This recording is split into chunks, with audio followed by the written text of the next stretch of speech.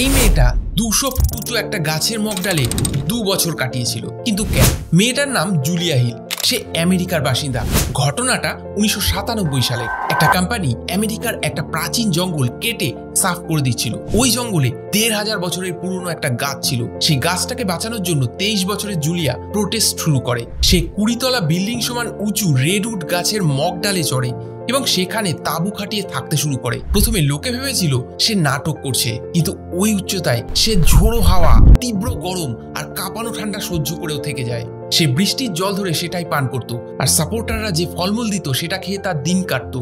Company জুলিয়ার আশেপাশের গাছগুলো কাটা শুরু করে দিল। তাকে ভয় দেখানোর জন্য হেলিকপ্টার নিয়ে পাক খেতে শুরু করলো ওই গাছের মাথায়। এমনকি ওই জঙ্গলে মানুষের প্রবেশ নিষিদ্ধ করে দিল, যাতে জুলিয়ার ফুড সাপ্লাই বন্ধ করা যায়। কিন্তু ওই মেয়েটা ভয় পেয়ে নিচে নেমে আসেনি। নিজের জীবনের ঝুঁকি নিয়ে সে 738 দিন ওই গাছের মাথাতেই থেকেছিল।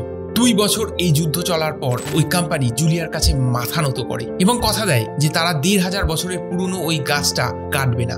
মরাল অফ দ্য স্টোরি, মানুষ পারে না এমন কিছু নেই।